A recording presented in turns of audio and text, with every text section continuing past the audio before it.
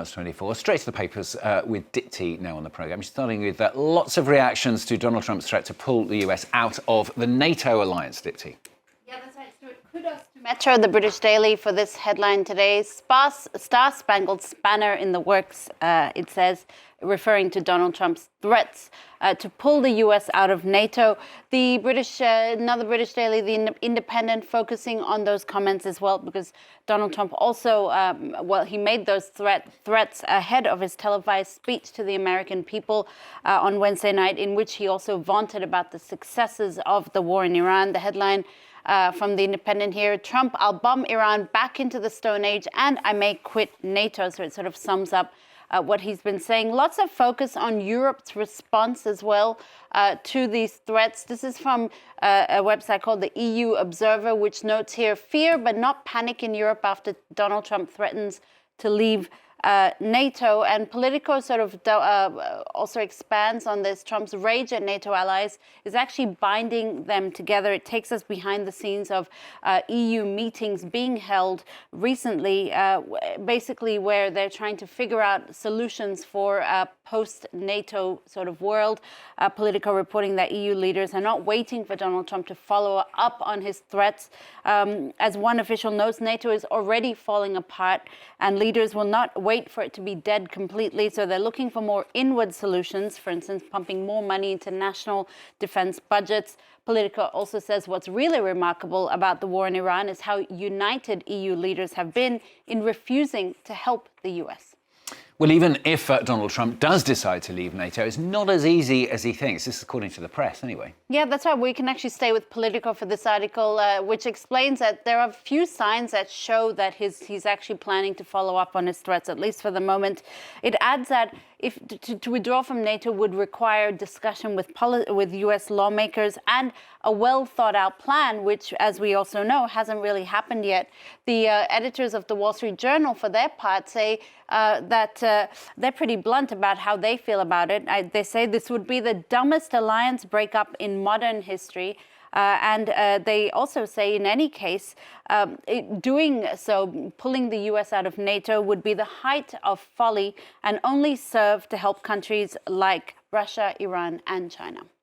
Let's move to something different for you. Our other main story of the day, joy and awe in the press after Artemis 2 lifts off from Cape Canaveral. First mission, of course, to the moon, or around the moon anyway, in half a century, Dipti. Yeah, some pretty an incredible feat. This website here, Gizmodo, calls it humanity's epic return to the moon. As you said there, Stuart, coming 53 years after the last one. Now, 4 astronauts, of course, have set off on a 10-day mission that aims to sort of be a test run for a moon landing mission planned by the end of the decade. This website here documenting each and every moment since the crew took off on Wednesday. There's a lot of discussion in the press also about the return of the space wars. The Wall Street Journal's editors say it's about time this mission took place. With China planning to put astronauts on the moon by 2030, it's a moment to recapture the spirit of the old space race, the paper says.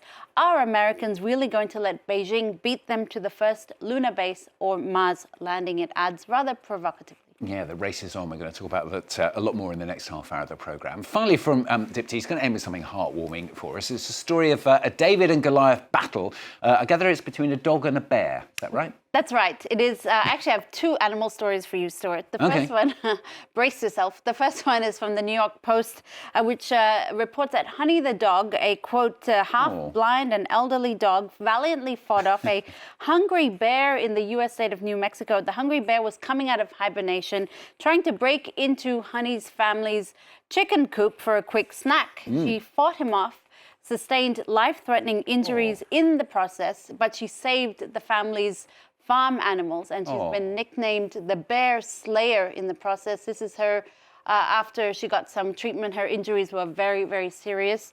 But I want to talk about something else. The Smithsonian Magazine reporting on a lovely video last month of 2 giant pandas flirting at Washington's National Zoo.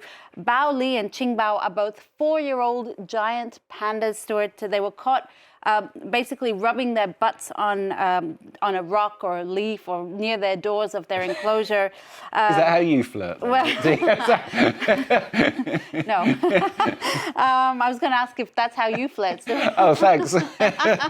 I'm sure you want to see the video. Oh, yeah, definitely. It's the panda equivalent, the Smithsonian says, of sliding into DMs, as you can see here. Oh, cute.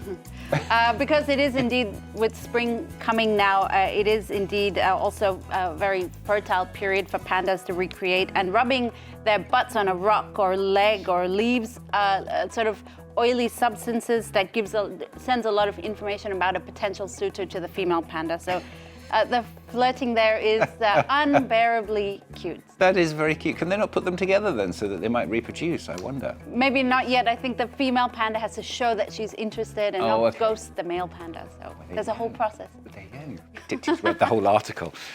Good to know. There you go. I shall do a little bit of butt rubbing at some point. The papers are fine.